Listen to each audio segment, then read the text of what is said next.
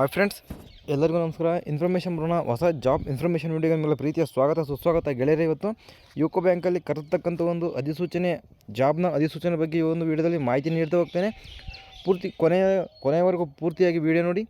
ಈ ಒಂದು ಜಾಬ್ ಬಗ್ಗೆ ನಿಮಗೆ ಪೂರ್ತಿ ಮಾಹಿತಿ ಸಿಗುತ್ತೆ ಅಂತ ಹೇಳ್ತಾ ಇದ್ದೇನೆ. ದಯವಿಟ್ಟು ಯಾರಾದರೂ ನಮ್ಮ ಚಾನಲ್ಗೆ ಸಬ್ಸ್ಕ್ರೈಬ್ ಆಗಿಲ್ಲ ಅಂದರೆ ಕೆಳಗಡೆ ನಮ್ಮ ಚಾನಲ್ನೇ ಸಬ್ಸ್ಕ್ರೈಬ್ ಬಟನ್ ಸಬ್ಸ್ಕ್ರೈಬ್ ಆಗಿ, ಹಾಗೆ ಬರ್ತಕ್ಕಂಥ ಬೆಲ್ಲಕ್ಕೆ ಕ್ಲಿಕ್ ಮಾಡಿ ಆಲ್ ಟೈಪ್ ಮಾಡಿ ನಾವು ಆಗ್ತಕ್ಕಂಥ ಜಾಬ್ ಇನ್ಫಾರ್ಮೇಷನ್ ವಿಡಿಯೋಗಳು ನಿಮಗೆ ನೋಟಿಫಿಕೇಶನ್ ಮುಖಾಂತರ ಬರುತ್ತೆ ಸ್ನೇಹಿತರೆ, ಸರಿನಾ? ಹಾಗೆ ವಿಡಿಯೋ ಇಷ್ಟ ಆದರೆ ಒಂದು ಲೈಕ್ ಮಾಡಿ ಅಂತ ಹೇಳ್ತಾ ವಿಡಿಯೋ ಮುಂದುವರ್ಸ್ತಾ ಇದ್ದೀನಿ. Recruitment of journalists and specialist officer on regular basis 2026 ಮತ್ತು 2027ಕ್ಕೆ ಒಂದು ಅಧಿಸೂಚನೆಯನ್ನು ಪ್ರಕಟ ಮಾಡಿದ್ದಾರೆ ಸ್ನೇಹಿತರೆ, ಸರಿನಾ? ಯುಕೋ ಬ್ಯಾಂಕಲ್ಲಿ ಮುಂದೆ ಮಾಹಿತಿ ನಾನು ನೀಡ್ತಾ ಹೋಗ್ತೇನೆ, ಸರಿನಾ? ವೇಕೆನ್ಸಿ ಡೀಟೇಲ್ಸ್ನ ನೋಡಿದರೆ, eligible candidates you are required to apply online as per registration link available in bank website. ಈ ಒಂದು ವೆಬ್ಸೈಟಲ್ಲಿ ಒಂದು ರಿಜಿಸ್ಟ್ರೇಷನ್ ಲಿಂಕ್ ಇರುತ್ತೆ. ಆ ಲಿಂಕಲ್ಲಿ ಕ್ಲಿಕ್ ಮಾಡ್ಕೊಂಡು ನೀವು ರಿಜಿಸ್ಟರ್ ಮಾಡ್ಕೊಬೋದು ಸ್ನೇಹಿತರೆ. ಈ ಒಂದು ಲಿಂಕನ್ನು ನಾನು ಡಿಸ್ಕ್ರಿಪ್ಷನ್ ಹಾಕಿರ್ತೇನೆ, ದಯವಿಟ್ಟು ಹೋಗಿ ಚೆಕ್ ಮಾಡ್ಕೊಂಡು ನೀವು ಅಪ್ಲೈನ ಮಾಡಬೇಕಾಗುತ್ತೆ ಸ್ನೇಹಿತರೆ, ಸರಿನಾ? ಒಂದು ಜಾಬ್ನ ಡೀಟೇಲ್ಸ್ನ ನೋಡಿದ್ರೆ ಸ್ನೇಹಿತರೆ, ಡೀಟೇಲ್ಸ್ ಆಫ್ ವೇಕೆನ್ಸೀಸ್ ನೋಡಿದ್ರೆ, ಟ್ರೇಡ್ ಫೈನಾನ್ಸ್ ಆಫೀಸರ್ಗೆ ಒಂದು ಹುದ್ದೆ ಇರುತ್ತೆ. ಸ್ಕೇಲ್ ಬಂದುಬಿಟ್ಟು JMGS ಒಂದಿರುತ್ತೆ. ಏಜ್ ಬಂದುಬಿಟ್ಟು ಆ್ಯಸ್ ಪರ್ 1/1/2026 20ರಿಂದ 30 ಇರಬೇಕು, ಸರಿನಾ? 20 ವರ್ಷದಿಂದ ಮ್ಯಾಕ್ಸಿಮಮ್ 30 ವರ್ಷ ಆಗಿರಬೇಕು, ಸರಿನಾ? ವೇಕೆನ್ಸೀಸ್ ನೋಡಿದ್ರೆ 30 ವೇಕೆನ್ಸಿಗಳಿರುತ್ತೆ. ಯಾವುದಕ್ಕೆ? ಟ್ರೇಡ್ ಆಫೀಸರ್ ಫೈನಾನ್ಸ್ ಆಫೀಸರ್ಗೆ, ಸರಿನಾ? SC/STಗೆ 4 ಇರುತ್ತೆ. SCಗೆ 4, STಗೆ 2, OBCಗೆ 8 ಮತ್ತು EWSಗೆ 3 ಮತ್ತು ಅದರ್ಸ್ಗೆ 13 ಇರುತ್ತೆ. ಮತ್ತು ಔಟ್ ಆಫ್ ವಿಚ್ PWD, ಸರಿನಾ, 1 ಇರುತ್ತೆ, ಸರಿನಾ? ID ಆಧಾರ್ಸ್ಗೆ ಆಗಿರಲಿ, HI ಆಗಲಿ, OIC ಆಗಲಿ ಯಾವುದೇ ರೀತಿ ಒಂದು ಇದಿರಲ್ಲ, ಸರಿನಾ? ಮತ್ತು ಟ್ರೆಜರಿ ಆಫೀಸರ್ MMGC 2, ಸರಿನಾ? ಏಜ್ ಬಂದುಬಿಟ್ಟು 22ರಿಂದ ಮ್ಯಾಕ್ಸಿಮಮ್ 35 ವರ್ಷ ಆಗಿರಬೇಕು. ವೇಕೆನ್ಸಿ ಬಂದುಬಿಟ್ಟು 10 ಇರುತ್ತೆ, ಸರಿನಾ? SCಗೆ 1 ಇರುತ್ತೆ, STಗೆ ಯಾವುದೇ ರೀತಿ ಇರೋದಿಲ್ಲ. OBCಗೆ 2, EWSಗೆ 1 ಮತ್ತು ಅದರ್ಸ್ಗೆ 6 ವೇಕೆನ್ಸಿಗಳು ಖಾಲಿ ಇರುತ್ತೆ ಸ್ನೇಹಿತರೆ, ಮತ್ತು ಸರಿನಾ? ಚಾರ್ಟೆಡ್ ಅಕೌಂಟ್ಸ್ಗೆ CAಗೆ, ಸರಿನಾ? JMGSಲ್ಲಿ 1, ಸರಿನಾ? ಏಜ್ ಬಂದುಬಿಟ್ಟು 20ರಿಂದ 30 ವರ್ಷ ಆಗಿರಬೇಕು. ವೇಕೆನ್ಸಿ ಬಂದುಬಿಟ್ಟು 50 ವೇಕೆನ್ಸಿಗಳಿರುತ್ತೆ ಸ್ನೇಹಿತರೆ, ಸರಿನಾ? ಒಳ್ಳೆ ಅವಕಾಶ ನೋಡಿ. CA ಮಾಡಿದವ್ರಿಗೆ ಮಾತ್ರ. SCಗೆ 7 ಇರುತ್ತೆ, STಗೆ 3 ಇರುತ್ತೆ, OBCಗೆ 13 ಇರುತ್ತೆ, EWSಗೆ 5 ಇರುತ್ತೆ, ಅದರ್ಸ್ಗೆ 22 ಇರುತ್ತೆ, ಸರಿನಾ? Vಗೆ 1 ಇರುತ್ತೆ, HIಗೆ 1 ಇರುತ್ತೆ, ಸರಿನಾ? ಮತ್ತು ಚಾರ್ಟೆಡ್ ಅಕೌಂಟು MMGSಲ್ಲಿ ಸೆಕೆಂಡಲ್ಲಿ, ಸರಿನಾ? ಏಜ್ ಬಂದು 22ರಿಂದ 35 ವರ್ಷ ಆಗಿರಬೇಕಾಗುತ್ತೆ. ವೇಕೆನ್ಸಿ ಬಂದುಬಿಟ್ಟು 25 ವೇಕೆನ್ಸಿ ಇರುತ್ತೆ. SCಗೆ 3, STಗೆ 3, OBCಗೆ 5, EWSಗೆ 4, ಅದರ್ಸ್ಗೆ 10, VIಗೆ 1 ಹುದ್ದೆ ಖಾಲಿ ಇರುತ್ತೆ, ಸರಿನಾ? ನೆಟ್ವರ್ಕ್ ಅಡ್ಮಿನಿಸ್ಟ್ರೇಟರ್ ಆಫೀಸರಿಗೆ ಅದರಲ್ಲಿ JMGS 1ರಲ್ಲಿ ಸ್ಕೇಲ್ ಬಂದುಬಿಟ್ಟು ಏಜ್ ಬಂದುಬಿಟ್ಟು 20ರಿಂದ 30 ವರ್ಷ ಆಗಿರಬೇಕು. ವೇಕೆನ್ಸಿ ಬಂದುಬಿಟ್ಟು 5 ವೇಕೆನ್ಸಿ ಇರುತ್ತೆ. OBCಗೆ 1 ಇರುತ್ತೆ, ಅದರ್ಸಿಗೆ 4 ಇರುತ್ತೆ, ಸರಿನಾ ಸ್ನೇಹಿತರೆ?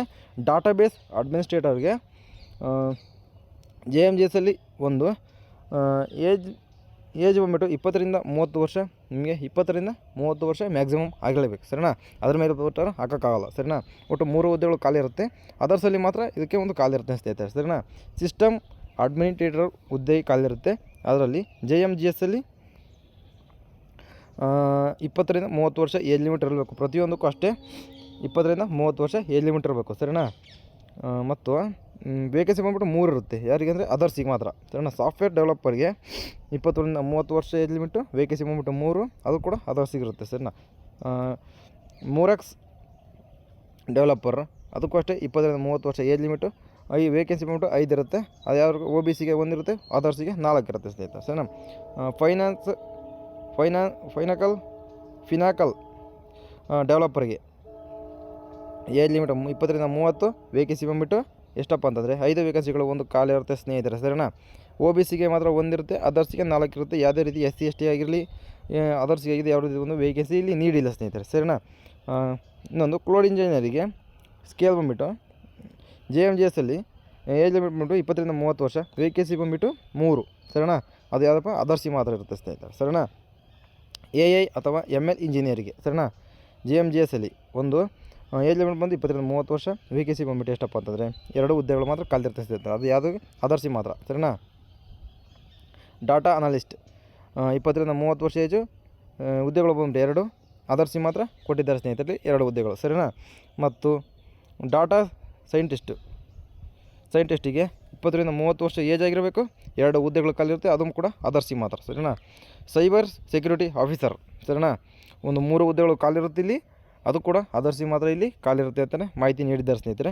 ಮತ್ತು ಡಾಟಾ ಪ್ರೈವೇಸಿ ಕಾಂಪ್ಲಿಯನ್ಸ್ ಆಫೀಸರ್ಗೆ 20-30 ವರ್ಷ ಏಜ್ ಆಗಿರಬೇಕು. 20 ವರ್ಷ ಮಿನಿಮಮ್ಮು, ಮ್ಯಾಕ್ಸಿಮಮ್ 30 ವರ್ಷ ಆಗಿದ್ದರೆ ಒಂದು ಏಜ್ಗೆ ಅಪ್ಲೈ ಮಾಡ್ಬೋದು, ಸರಿ. 2 ಹುದ್ದೆಗಳು ಖಾಲಿರುತ್ತೆ ಸ್ನೇಹಿತರೆ, ಅದು ಕೂಡ ಅದರ್ಸಿಗೆ ಒಂದು ಖಾಲಿರುತ್ತೆ ಅಂತಲೇ ಹೇಳ್ಬೋದು ಸ್ನೇಹಿತರೆ, ಸರಿನಾ. ಇನ್ನು ಪೊಸಿಷನ್ನು ಡಾಟಾ ಅನಲಿಸ್ಟ್ ಇಲ್ಲಿ ಕೊಟ್ಟಿದ್ದಾರೆ ನೋಡಿ, ಎಷ್ಟು ಒಟ್ಟು 19 ಇವು ಸರಿನಾ ಪೊಸಿಷನ್ಗಳು. Data analyst, data scientist, data engineer ಇಲ್ಲಿ ಮಾಹಿತಿ ನೀಡಿದ್ದಾರೆ. MMGS ಸೆಕೆಂಡಲ್ಲಿ ಏಜ್ ಲಿಮಿಟ್ ಬಂದ್ಬಿಟ್ಟು ಸೇಮ್ ಟು ಸೇಮ್ 22-35 ವರ್ಷ ಆಗಿರಬೇಕು. ವೇಕೆನ್ಸಿ ಬಂದುಬಿಟ್ಟು ಎಲ್ಲ ಡಾಟಾ ಅನಲಿಸ್ಟ್ 3, ಡಾಟಾ ಸೈಂಟಿಸ್ಟ್ 3 ಮತ್ತು ಡಾಟಾ ಇಂಜಿನಿಯರಿಗೆ 3 ಹುದ್ದೆಗಳು ಖಾಲಿ ಇರುತ್ತೆ ಸ್ನೇಹಿತರೆ, ಸರಿನಾ. SC/STಗೆ ಯಾವುದೇ ರೀತಿ ಹುದ್ದೆ ಇರೋದಿಲ್ಲ, ಅದರ್ಸಿ ಮಾತ್ರ 2 ಹುದ್ದೆಗಳು ಖಾಲಿ ಇರುತ್ತೆ ಸ್ನೇಹಿತರೆ.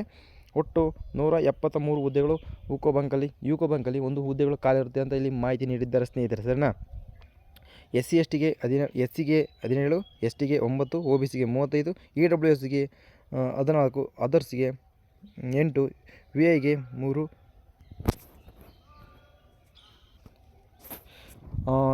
HIಗೆ 1 ಹುದ್ದೆಗಳು ಖಾಲಿ ಇರುತ್ತೆ ಅಂತಲೇ ಹೇಳ್ಬೋದು ಸ್ನೇಹಿತರೆ, ಸರಿನಾ. ಇಲ್ಲಿ ಏನನ್ನು JMGS ಅಂದರೆ ಏನಪ್ಪ ಅಂತಂದರೆ ಜೂನಿಯರ್ ಮ್ಯಾನೇಜ್ಮೆಂಟ್ ಗ್ರೇಡ್ ಸ್ಕೇಲ್ 1 ಅಂತ ಸ್ನೇಹಿತರೆ, ಸರಿನಾ, ಅರ್ಥ ಮಾಡ್ಕೊಳ್ಳಿ, ಸರಿನಾ. MMGS ಅಂದರೆ ಮಿಡಲ್ ಮ್ಯಾನೇಜ್ಮೆಂಟ್ ಗ್ರೇಡ್ ಸ್ಕೇಲ್ 2 ಅಂತ ಸ್ನೇಹಿತರೆ, ಸರಿನಾ. ಆಮೇಲೆ VI ಅಂದರೆ ವಿಜುವಲ್ ಇಂಪೇರ್ಡ್, ಸರಿನಾ. HI ಅಂದರೆ ಹೈರಿಂಗ್ ಇಂಪೇರ್ಡು, ಮತ್ತು PWB ಅಂದರೆ person with benchmark disable, ಬೆಂಚ್ ಮಾರ್ಕಿಂದ ಕೆಳಗಿರ್ತಕ್ಕಂಥವ್ರು, ಸರಿನಾ. ಮತ್ತು UR ಅಂದರೆ ಅನ್ರಿಸರ್ವ್ಡು ಕ್ಯಾಂಡಿಡೇಟ್ಸ್ ಅಂತ, ಸರಿನಾ. ಒಂದು ಕ್ಯಾಸ್ಟಲ್ಲಿ UR ಅಂತ ಬರ್ತಲ್ಲ, ಅನ್ರಿಸರ್ವ್ಡು ಆಗಿರ್ತಕ್ಕಂಥವ್ರು, ಸರಿನಾ, ಅದರ್ಸ್, ಸರಿನಾ. ಮತ್ತು ಪೇ ಸ್ಕೇಲ್ಗಳು ನೋಡಿ, ಮಂತ್ಲಿ ಸ್ಯಾಲ್ರಿ ಇರುತ್ತೆ ನೋಡಿರಿ JMGS ಅಂದರೆ ಏನು ಹೇಳ್ರಿ, JMGS ಅಂದರೆ ಜೂನಿಯರ್ ಮ್ಯಾನೇಜ್ಮೆಂಟ್ ಗ್ರೇಡ್ ಸ್ಕೇಲ್ 1 ಅಂತ ಹೇಳಿದ್ನಲ್ಲ, ಅವರಿಗೆ ಬೇಸಿಕ್ ಸ್ಯಾಲ್ರಿ ಮಾಡೋದು 48,000ದಿಂದ 85,920 ಒಂದು ಸ್ಯಾಲ್ರಿ ಇರುತ್ತೆ, ಸರಿನಾ. MMGS ಸೆಕೆಂಡರ್ಗೆ 64,000ದಿಂದ ಒಂದು 93,960 ರೂಪಾಯಿವರೆಗೂ ಒಂದು ಮಂತ್ಲಿ ಸ್ಯಾಲ್ರಿ ಇರುತ್ತೆ ಅಂತ ಹೇಳ್ಬೋದು ಸ್ನೇಹಿತರೆ, ಸರಿನಾ. ಇಂಡಿಯನ್ ಸಿಟಿಸನ್ ಕ್ರೈಟೀರಿಯಾ ನೋಡೋದಾದರೆ ಇಂಡಿಯನ್ ಕ್ಯಾಂಡಿಡೇಟ್ ಆಗಿರಬೇಕು, ಇಂಡಿಯನ್ ಆಗಿರ್ಬೋದು, ನೇಪಾಳ ಆಗಿರ್ಬೋದು ಅಥವಾ ಭೂತಾನ್ ಆಗಿರ್ಬೋದು, 3 ದೇಶಗಳ ಒಂದು ಅಭ್ಯರ್ಥಿಗಳು ಇದಕ್ಕೆ ಒಂದು ಅರ್ಜಿನ ಸಲ್ಲಿಸ್ಬೋದು ಸ್ನೇಹಿತರೆ, ಸರಿನಾ. SC/ST ಅವರಿಗೆ ಏಜ್ ರಿಲ್ಯಾಕ್ಸೇಷನ್ ಮಾಡಿಬಿಟ್ಟು 5 ವರ್ಷ ಕೊಟ್ಟಿದ್ದಾರೆ. OBC ಅವರಿಗೆ 3 ವರ್ಷ, ಮತ್ತು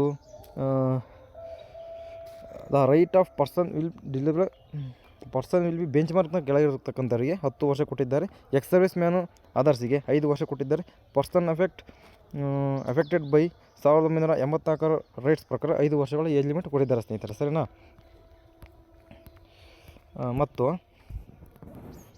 ಎಜುಕೇಷನ್ ಕ್ವಾಲಿಫಿಕೇಷನ್ ನೋಡೋದಾದರೆ graduate any discipline from university institute recognised approved by the government of India its regularity bodies recognised approved by government of India its regulatory bodies, ಸರಿನಾ. ಒಂದು ಯೂನಿವರ್ಸಿಟಿಯಲ್ಲಿ ಡಿಗ್ರಿ ಮಾಡಿದಂಥ ಅಭ್ಯರ್ಥಿಗಳು ಇದಕ್ಕೆ ಅರ್ಜಿನ ಸಲ್ಲಿಸಬಹುದಾಗಿದೆ. ಫುಲ್ ಟೈಮ್ MBA ಮಾಡಿದವರು, ಡಿಪ್ಲೊಮಾ ಮಾಡಿದವರು, ಮ್ಯಾನೇಜ್ಮೆಂಟ್ ಮಾಡಿದವರು, ಅದರಲ್ಲಿ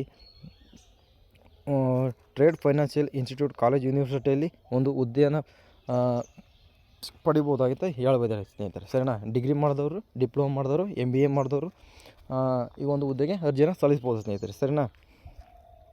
ಎಕ್ಸ್ಪೀರಿಯೆನ್ಸ್ ಕೂಡ ಇರಬೇಕು ಸ್ನೇಹಿತರೆ. ಎಕ್ಸ್ಪೀರಿಯೆನ್ಸು ಮಿನಿಮಮ್ 1 ವರ್ಷ ಎಕ್ಸ್ಪೀರಿಯೆನ್ಸ್ ಇದ್ದರೆ, post qualification work experience in banking financial sector in foreign exchange and trade ಫೈನಾನ್ಸಲ್ಲಿ ಒಂದು ಎಕ್ಸ್ಪೀರಿಯೆನ್ಸ್ 1 ವರ್ಷ ಆಗಿದ್ದರೆ ನೀವೊಂದು ಹುದ್ದೆಗೆ ಅರ್ಜಿಯನ್ನು ಸಲ್ಲಿಸ್ಬೋದಾಗಿದೆ, ಸರಿನಾ. ಮತ್ತು ಇದು MMGS ಸೆಕೆಂಡರಿಗೆ, ಸರಿನಾ.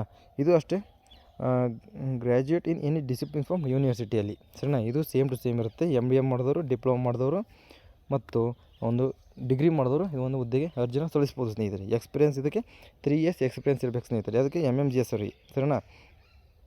ಚಾರ್ಟೆಡ್ ಅಕೌಂಟ್ ಅವರಿಗೆ ಚಾರ್ಟೆಡ್ ಅಕೌಂಟೆಂಟ್ ಆಗಿರಬೇಕು ಸ್ನೇಹಿತರೆ, ಸರಿನಾ. CA ಆಗಿರಬೇಕು, ಸರಿನಾ. CA ಮಾಡಿದವರು ಒಂದು ಹುದ್ದೆಗೆ ಅರ್ಜಿನ ಸಲ್ಲಿಸ್ಬೋದಾಗಿದೆ. ಚಾರ್ಟೆಡ್ ಅಕೌಂಟೆಂಟ್ MMGSನವರಿಗೆ ಚಾರ್ಟೆಡ್ ಅಕೌಂಟೆಂಟ್ ಆಗಿರಬೇಕು, 3 ವರ್ಷ ಒಂದು ಕ್ವಾಲಿಫಿಕೇಷನ್ ಎಕ್ಸ್ಪೀರಿಯೆನ್ಸ್ ಇರಬೇಕು, ಸರಿನಾ. ನೆಟ್ವರ್ಕ್ ಅಡ್ಮಿನಿಸ್ಟ್ರೇಟಿವ್ ಅವರಿಗೆ BE BTech ಆಗಿರ್ಬೇಕು ಸ್ನೇಹಿತರೆ, ಸರಿನಾ. BE BTech information technology, computer science, electronics and communication, electronics and ಟೆಲಿಕಮ್ಯುನಿಕೇಷನ್ನಲ್ಲಿ ಎಲೆಕ್ಟ್ರಾನಿಕ್ಸ್ MCA ಮತ್ತು MSc computer science from the university institute recognised approved by the government of India regulatory ಬಾಡೀಸಲ್ಲಿ ಒಂದು ಪ್ಯಾಡ್ ಇರ್ತಕ್ಕಂಥವ್ರು ಒಂದು ಹುದ್ದೆಗೆ ಅರ್ಜಿಯನ್ನು ಸಲ್ಲಿಸಬಹುದಾಗಿದೆ ಸ್ನೇಹಿತರೆ. ಸರಿನಾ? ಮಿನಿಮಮ್ ಎಕ್ಸ್ಪೀರಿಯನ್ಸ್ 1 ವರ್ಷ ಆಗಿರಬೇಕು ಸ್ನೇಹಿತರೆ. ಸರಿನಾ? ಡಾಟಾಬೇಸ್ ಅಡ್ಮಿನಿಸ್ಟ್ರೇಟಿವ್ರಿಗೆ ಅಷ್ಟೇ, BE BTech same to same, ಅದು ಕೂಡ BE BTech ಇನ್ಫಾರ್ಮೇಷನ್ ಆಗಿರ್ಬೋದು ಮಾಡಿರೋದು ಅರ್ಜಿಯನ್ನು ಸಲ್ಲಿಸ್ಬೋದು. ಇವಷ್ಟು ಅಷ್ಟೇ.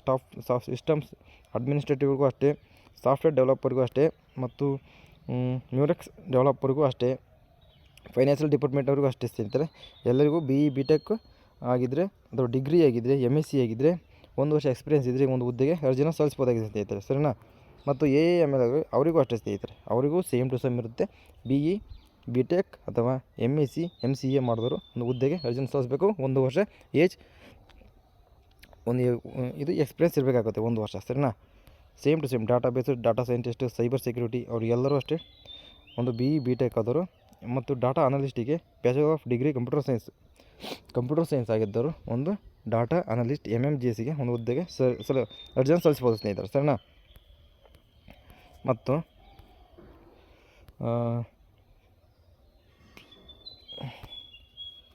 ಅಮೌಂಟು ನೋಡಿ, ಪ್ರೊಡಕ್ಷನ್ ಪೀರಿಯಡ್ 2 ಇಯರ್ಸ್ ಎಲ್ಲ ಈ JMGSನವ್ರಿಗೆ 2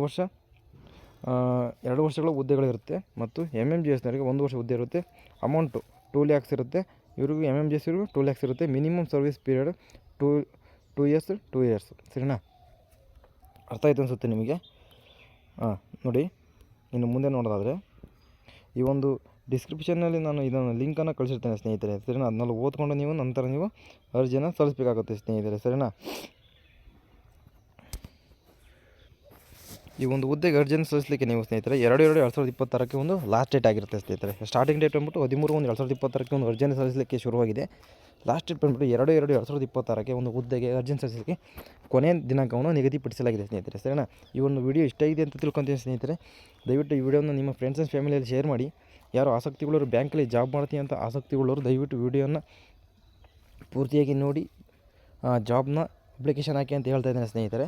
ನಮ್ಮ ಡಿಸ್ಕ್ರಿಪ್ಷನಲ್ಲಿ ಇದೊಂದು ನೋಟಿಫಿಕೇಷನ್ ಅಥವಾ ಎಲ್ಲ ಲಿಂಕ್ಗಳನ್ನು ಶೇರ್ ಮಾಡಿರ್ತೇನೆ. ಹೋಗಿ ಲಿಂಕ್ನ ಕ್ಲಿಕ್ ಮಾಡಿಕೊಂಡು ನೀವು ಕ್ಲೀನಾಗಿ ಓದ್ಕೊಂಡು ತದನಂತರ ನೀವು ಅಪ್ಲೈ ಮಾಡೋಕ್ಕೆ ಶುರು ಮಾಡಿ ಅಂತ ಹೇಳ್ತೇನೆ ಸ್ನೇಹಿತರೆ. ಸರಿನಾ? ಈ ವಿಡಿಯೋ ಮುಗಿಸ್ತಾ ಇದ್ದೇನೆ ಈ ರೀತಿ ಹೇಳಿ. ಇದೇ ರೀತಿ ಜಾಬ್ ಇನ್ಫಾರ್ಮೇಷನ್ ವೀಡಿಯೋಗಳಿಗೋಸ್ಕರ ನಮ್ಮ ಚಾನಲ್ನ ಸಬ್ಸ್ಕ್ರೈಬ್ ಆಗಿ, ನನಗೆ ಬರ್ತಕ್ಕಂಥ ಬೆಲ್ಲೈಕನ್ ಕ್ಲಿಕ್ ಮಾಡಿ ನಾವು ಆಗ್ತಕ್ಕಂಥ ಜಾಬ್ ಇನ್ಫಾರ್ಮೇಷನ್ ವೀಡಿಯೋಗಳು ನಿಮಗೆ ನೋಟಿಫಿಕೇಷನ್ ಮುಖಾಂತರ ಬರುತ್ತೆ. ಹಾಗೆ ಒಂದು ವಿಡಿಯೋ ಇಷ್ಟ ಆದರೆ ಒಂದು ಲೈಕ್ ಮಾಡಿ ಅಂತ ಹೇಳಿ ವಿಡಿಯೋ ಮುಗಿಸ್ತಾರೆ. ಸಿಗ್ತೀನಿ ಮುಂದಿನ ಇದೇ ಜಾಬ್ ಇನ್ಫಾರ್ಮೇಷನ್ ತಗೊಂಡು.